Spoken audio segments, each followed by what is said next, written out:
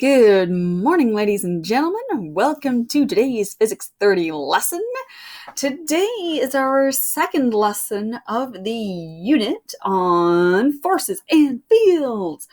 So this video is on Coulomb's Law.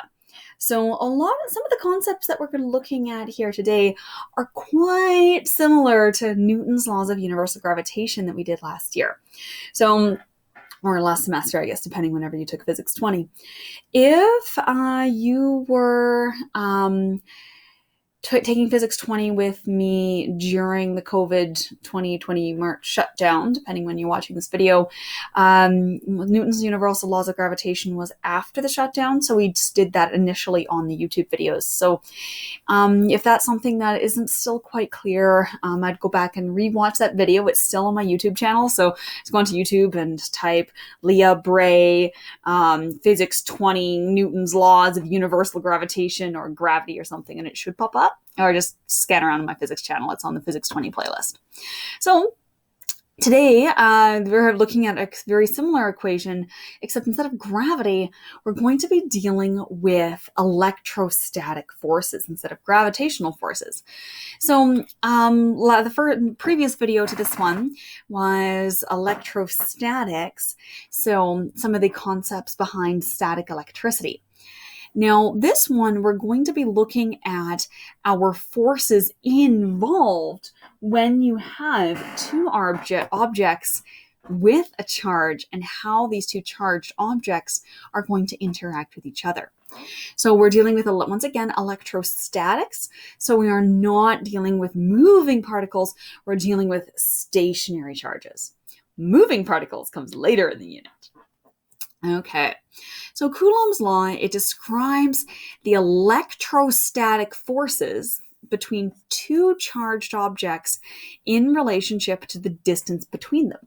So as you guys will have remembered from gravitational forces, the farther the objects are away from each other, the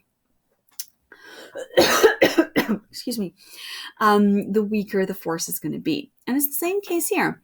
And when you look at this equation, so our Fe, our force electric, it is a vector. You're going to have KQ1, Q2 over R squared. Okay, that's an R and that's a squared. This is on your data sheet. Unfortunately, I don't have a data sheet here today. I brought them all to school and they're still at school. So please excuse me, guys. I'm actually filming today at home and not at school where I want to be teaching you guys because I picked up a cold and I've got a sore throat and a cough. It's not COVID. My COVID test came in this morning. I'm negative for COVID, but I have a sore throat and a cough. So lemon tea and honey it is. So this is a beast of a video, so we'll actually see if I can make it through in one film session. So bear with me, guys. Okay, I drink tea so I can still continue to talk while filming this video. All right, so there is your equation, ladies and gentlemen. F is our electrostatic force here. It is in newtons. Now K is Coulomb's constant. Similar idea to the gravitational constant, except it's a completely different value. This is on the back of your data sheet.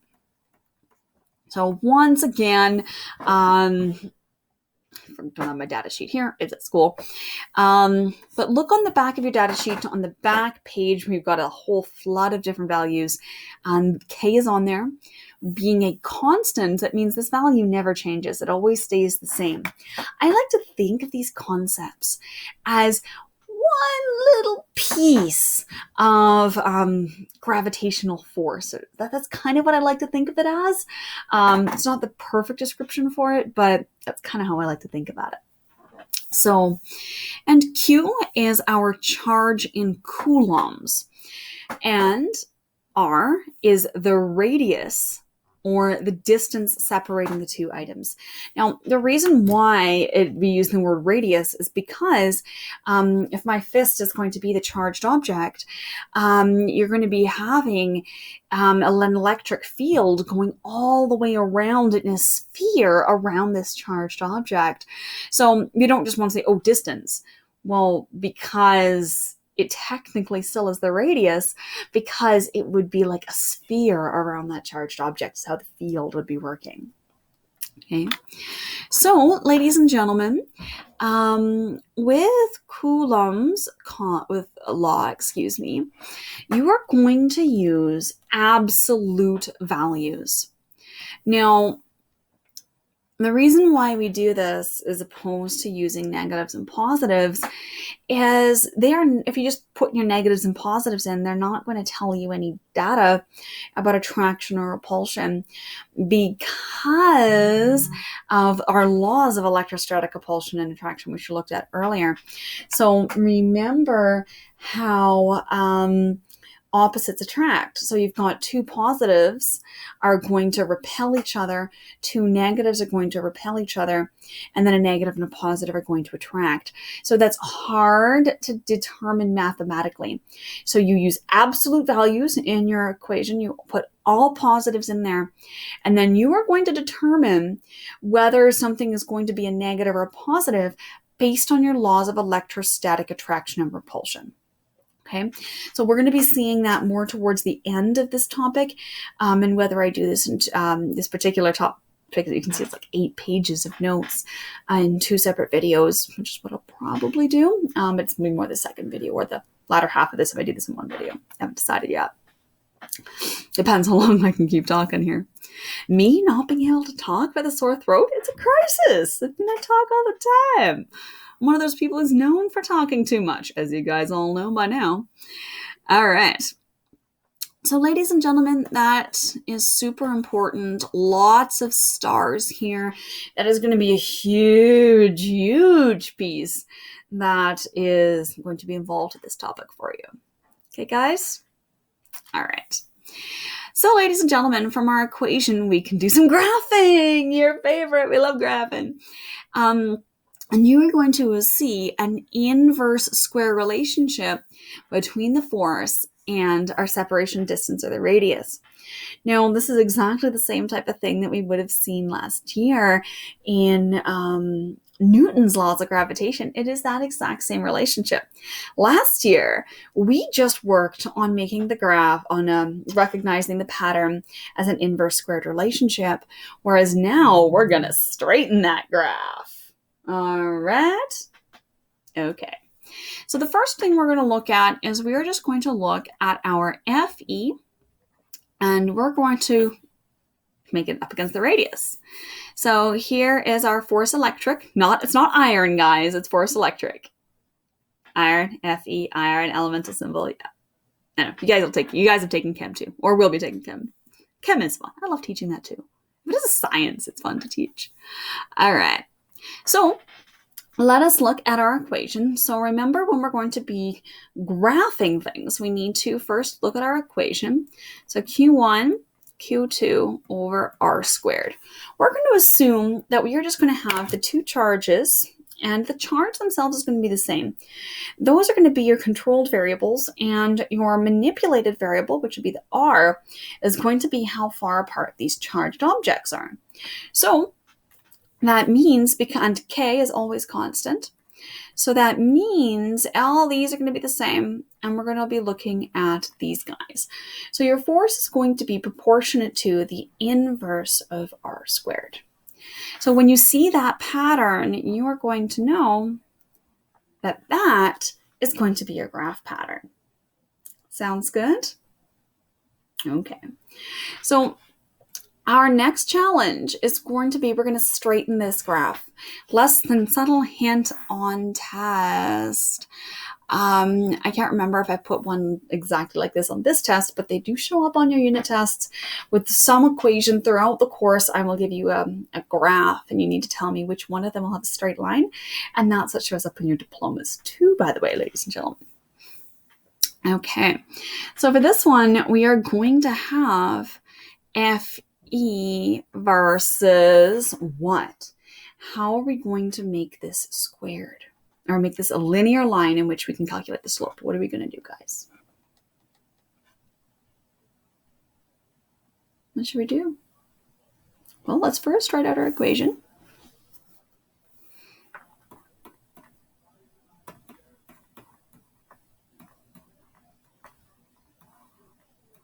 Okay. Well, here in this case, we have 1 over r squared. Now, instead of writing or everything here over r squared, I'm just going to rewrite this a bit because we want to try and get a linear graph. So how can I write this as y equals mx plus b while still comparing my radius as my manipulated variable here?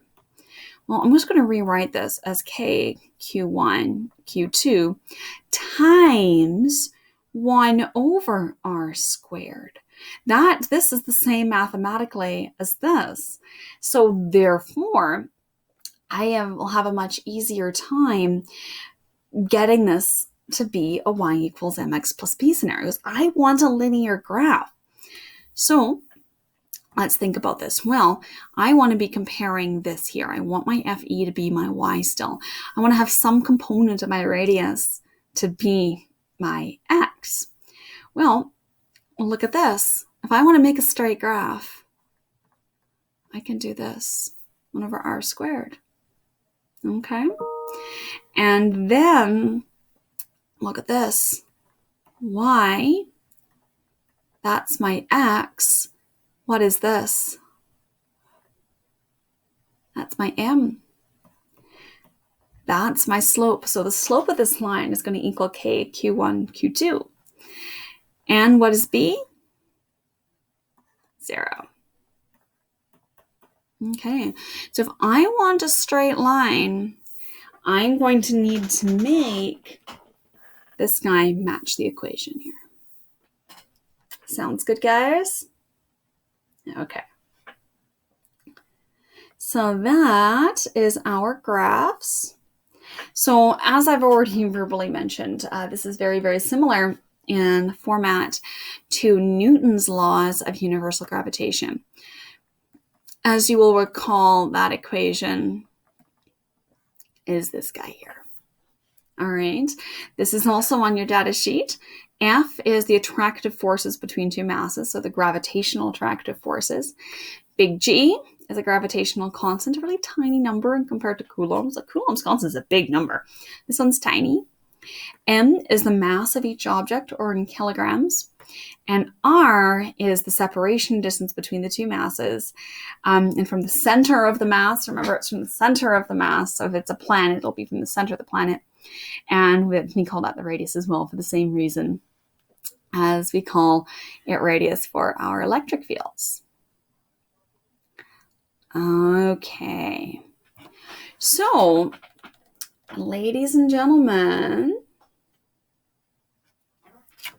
okay, we have, this is a little bit of a review here from previous.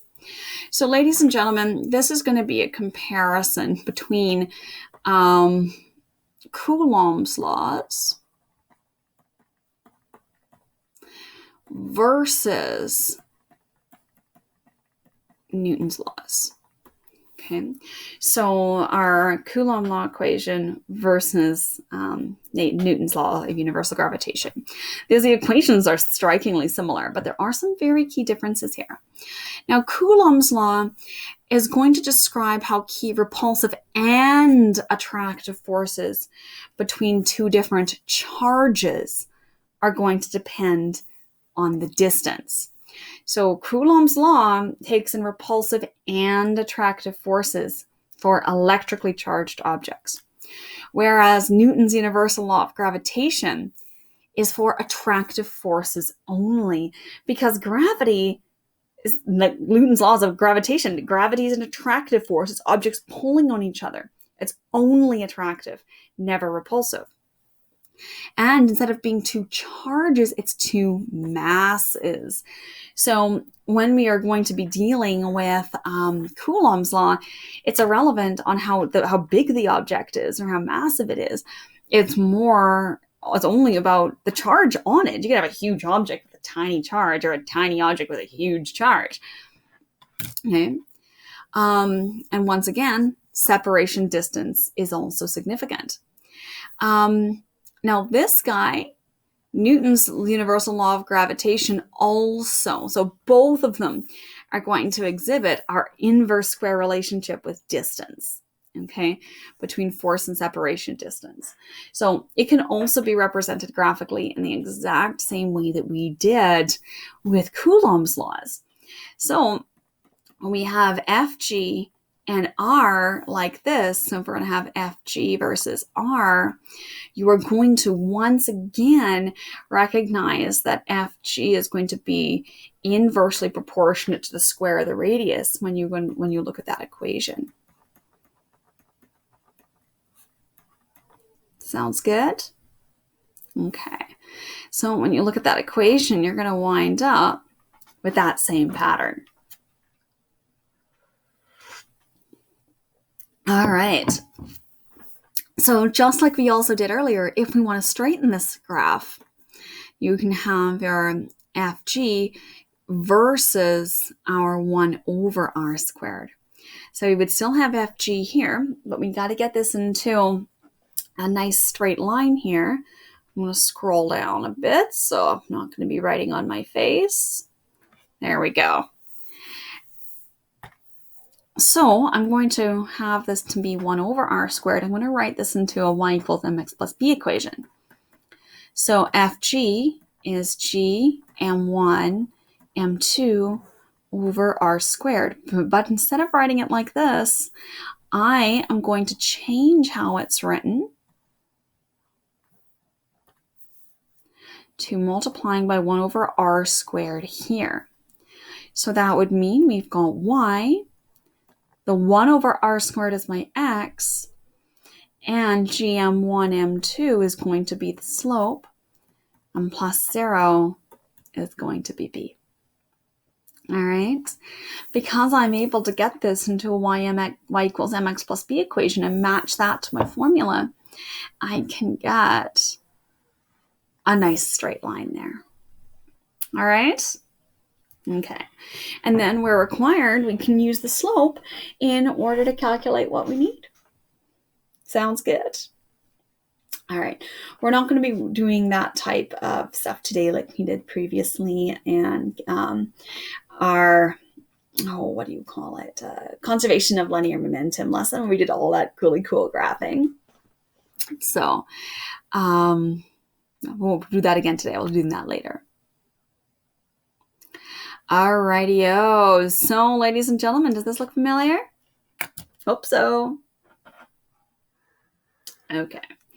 So, ladies and gentlemen, this is very, very similar to Cavendish's experiment. Cavendish, however you want to pronounce his name, potato. Coulomb used a torsion balance very similar to what Cavendish did in order to determine the gravitational constant. Except what Coulomb did in order to calculate Coulomb's constant is, instead of taking two masses on a torsion balance, he had two charged objects. So what he did is, he took a little beam and put two masses on either end so that way it would be balanced. And then he would have these two objects here that would be equally charged. So then he would put them close together. Now with equally charged masses, if they're going to be identically charged, they're going to repel. He would then be able to use the amount of rotation on that balance on this thin wire, and you do a bunch of math in order to determine what Coulomb's constant was. Sounds good? Okay. So, ladies and gentlemen, our manipulated variable, what is he controlling? Okay. Well, what he is controlling is the separation distance of the masses. So in order to find that K, he would start these guys at different distances away from each other. Okay. So his responding, what would be in response to setting two charged masses at a certain distance from each other? Well, there's two correct answers. You can either have your electric force, or you could also say the amount of rotation in the balance. So how much this would spin. So the farther it spins, the more force that it is being created there, or I wouldn't say created, applied there. Now, controlled, there's going to be many things that are controlled, but what's our key controlled variable? Charge on the masses.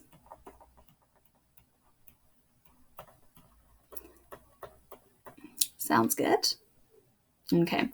I wouldn't worry too much about this particular setup. I don't remember seeing much on it on the diploma. I'm pretty sure I don't put anything on your unit tests, so wouldn't worry too much about it. Okay. So ladies and gentlemen, a couple of charges that you are going to be seeing with some frequency. Now, once again, I don't have my data sheet with me. It's at school. And actually, you guys should be in physics class right now and we're watching one of my previous videos. You guys are watching a conservation of linear momentum video today. Well, I'm home sick, making more physics videos. I'm working on my sick day. Technically, I'm not supposed to do that, but that's okay. So these charges here are some very, very common charges that you see in a lot of these questions. So you have electrons. This is the representative charge, so -1e. So -1 elementary charge. And so its charge is -1.6 times into the power of -19 coulombs. A proton, is +1 elementary charge, and just 1.6 times 10 to the -19 coulombs. And an alpha particle. Now, an alpha particle, in case you guys don't remember from previous chem courses, is 2 protons and 2 neutrons. It's essentially a helium nucleus, so with a mass of 4 and 2 protons. So it's a helium nucleus. All right. So because it's helium nucleus, there's no electrons, and it is got your +2e, so 2 elementary charges, which is the 3.2 times 10 to the power of -19. This exact table isn't on your data sheet, but on the back of your data sheet, you'll see a section that says charge the particles, and it will have like the electron and then the E symbol E negative, the -1e. But you will find that value from E over on the left in a bunch of, a huge big column of other questions there. Or values, excuse me. Sounds good? All right. I am going to just pause the video for a bit. I'm going to drink some tea, see if I can get this sore throat under control just enough for me to finish the video without being sounding too much more like a rug. So I will pick up where I left off for this set of calculations. I'll be right back. All right, we're back. Sorry about that. So, ladies and gentlemen, let us move along to our calculations. So we got 3 calculations that we are going to look at this point before we look at kind of the next category within Coulomb's law. So 2 point charges produce, so point charges, so being small isolated charges at a single point, are going to produce a force of 2.2 times 10 to the power of -3 newtons on each other. Calculate the magnitude, so that means no direction, okay, of the electrostatic force if the separation distance was doubled and each charge was tripled. What does this mean we're going to do? Ratios. So, ladies and gentlemen, the second you start seeing things like this, it means we are going to need to set up our ratio questions. So whenever you see your ratio questions, I know as we've done before, in our previous unit and some other calculations, we're going to look at our original and our modified. So let's see what we've got. Well, we've been given an original Fe of 2.2 times 10 to the power of negative 3 newtons. And we have Q1, we know we have Q2, but we don't know what their values are, so we can't put anything in there. We know they have a charge. Same with our radius. Okay, but what we do know is that Fe is equal to K Q1 Q2 over R squared. We also know that Fe is equal to 2.2 times 10 to the power of negative 3. So 2.2 times 10 to the power of negative 3 is also going to equal K Q1 Q2 over R squared. Okay? Okay. So, ladies and gentlemen, let's look at what we're doing with our modified. We are trying to find our Fe prime. So what is going to be happening to our electrostatic force? What is our modified electrostatic force? Well, we know that our Q1 prime has going to be tripled. So 3Q1. All right. We know that Q2 prime is also going to have been tripled because of that word each. Okay. We also know that our radius is going to have been doubled. So R prime is going to equal 2R. All right. Okay. So what we're going to look at is now our equation. I'm going to scroll down a bit here so it's a bit easier to see. So with our equation, Fe is equal to KQ1, Q2 over R squared. Well, I can substitute in these values here. So, ladies and gentlemen, I'm going to leave K for now. Q1 prime is going to be equal to 3Q1. Q2 is 3Q2. All right, you guys following so far? Now, this is the tricky part. Watch that radius, okay?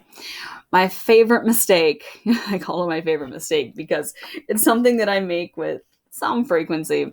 My favorite is when I make a mistake like forgetting to square root or something on an answer key on a written response question, get through half of them and wonder when I'm marking a test and wonder, why is everybody getting this question wrong, getting the same wrong answer? Then it's just like, yep, that's just me. I have to go back and fix everything. That's my favorite. Not really. But at least I catch it. So then what we have is with the R, watching the squared. Now notice it's 2R. So you must go 2R bracket squared. Because this value of R here, this R itself is 2R. That in of itself needs to be squared. All right. Okay. Now I am going to do this one step at a time here. I'm just going to leave the top for now because I want to relook at our radius. I'm going to solve for this bit here just to make sure it's super clear. When I am going to be squaring this, I have to square everything within the brackets. So it's squaring the 2 and squaring the R. So that means it would be the equivalent of 2 squared R squared. Okay. And what is the square of 2? 4. There we go. Now that I have my 4R squared, I can factor out these guys here, my lovely ratios. Okay. So I'm going to 3 times 3 is 9. And then 4. Okay, still on the bottom. So 9 over 4 is going to give me, oops, I drew my bracket in the wrong way. I didn't want to draw it that way. Okay, so 9 over 4 times K Q1 Q2 over r squared. Drop my primes. There we go. So, ladies and gentlemen, now what do? I am going to substitute my numerical value that I have for k q1 q2 over r squared, which is this guy. All right. So Fe equals 9 over 4 times my 2.2 times 10 to the negative 3 newtons. So once I plunk that into my calculator, you are going to get the mathematical value. So I got this done in advance already. It's just on the computer over here. There we go. So 4.95 times 10 to the power of negative 3 newtons. Well, how many sig digs do I want back from the original question? 2. 2 sig digs.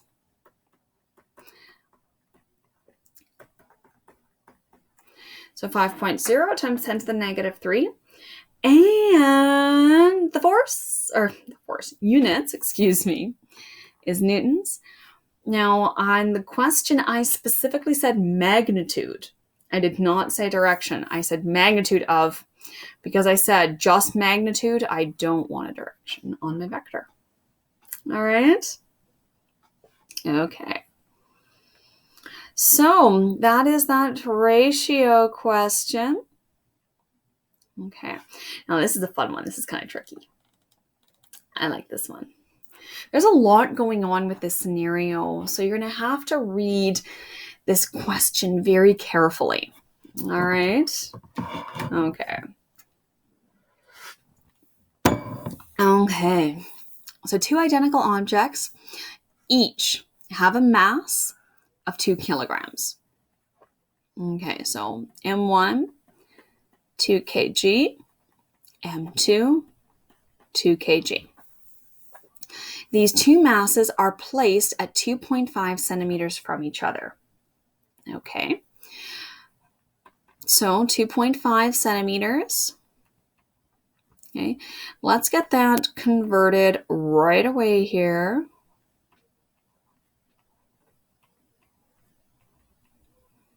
Okay. So then if 2 charges, each having a charge, okay, now we've got 2 charges here, all right. So having a charge of 2.0 times 10 to the negative 6 coulombs were to experience, okay, 2 charges, okay, were to experience the same magnitude of force as the 2 masses. Okay, so what that tells us, ladies and gentlemen, is that whatever Fe we have for this scenario is going to equal our Fg of these 2 masses. So the 2 masses are going to be a certain distance from each other, and they are going to have a force of attraction to each other because of gravity. Okay?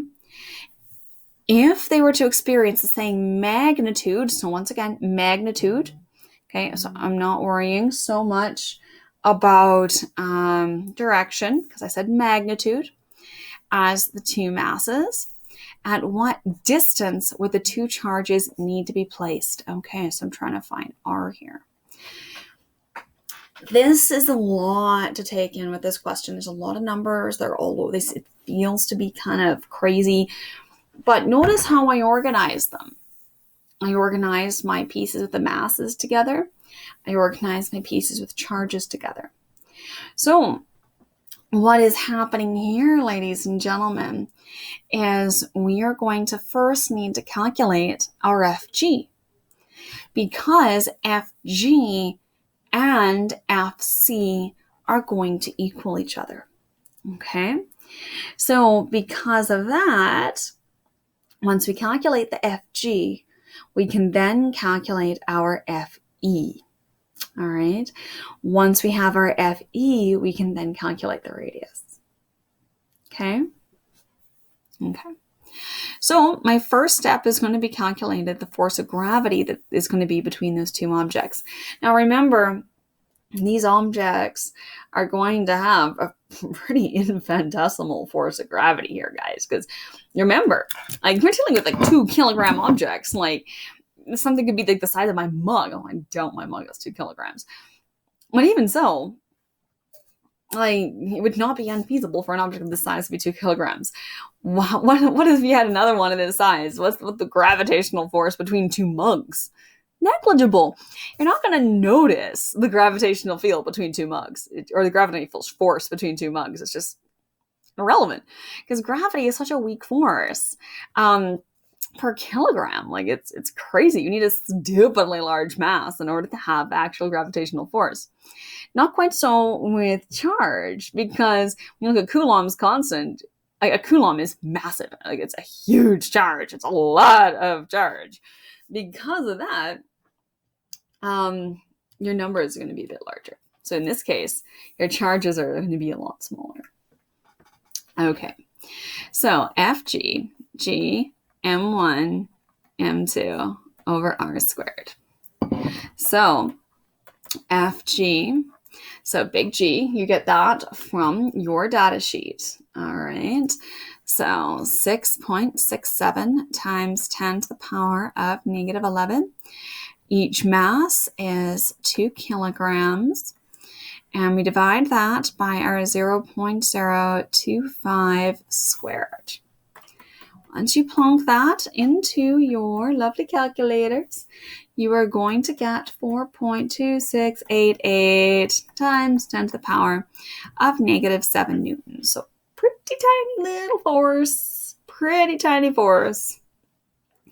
Well, ladies and gentlemen, remember that we want the 2 charges, the 2-point charges, to experience the same force. So that means our FE is going to equal this value. So my FE is equal to K Q1 Q2 over R squared. I am trying to find my R. All right, scroll down, so I got some space. I am going to rearrange my equation.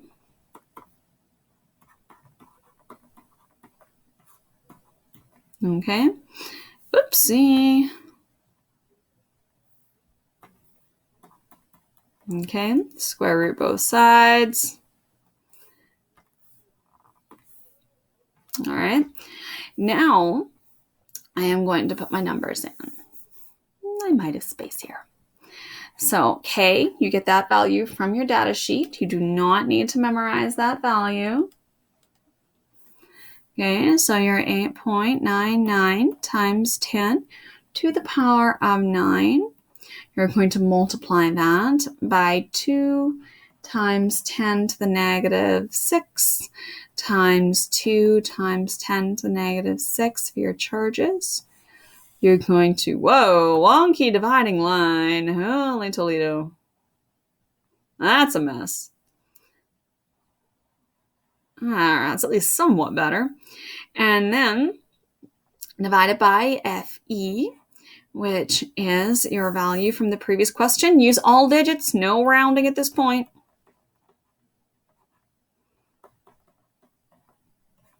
Okay. Square root the lot. And you're going to wind up with a answer. I should be writing R. Okay. So with your R, with appropriate sig units, is 2.9 times 10 to the power of 2 meters. I said magnitude, so you don't need to worry about direction. Sounds good? Okay. So, what's a pirate's favorite letter? You think it might be R, but it'd actually be the C. Isn't that good?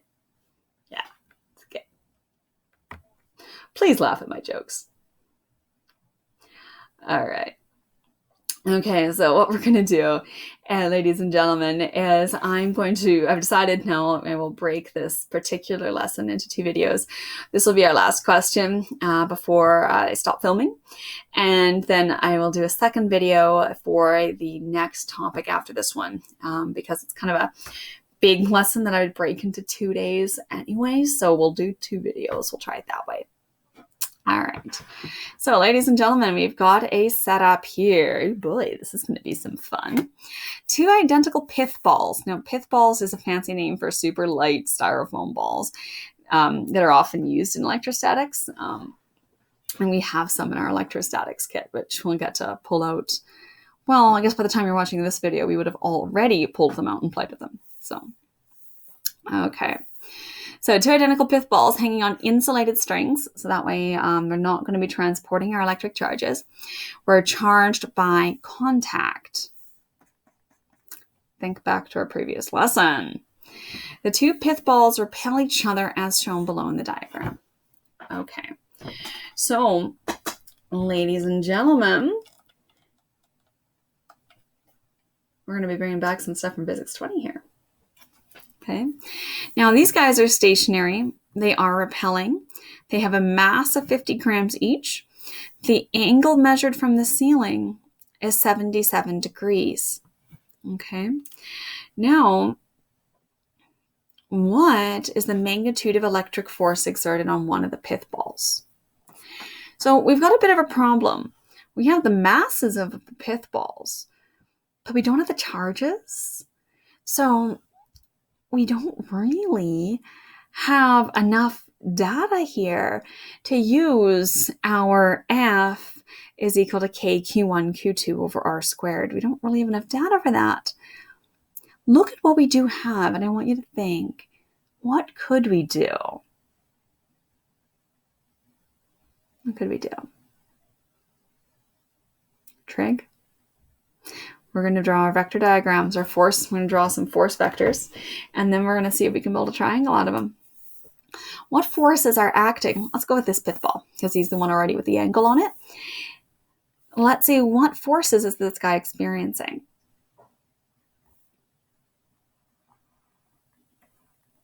Well, he's going to experience Fe going this way. What other forces is he going to experience?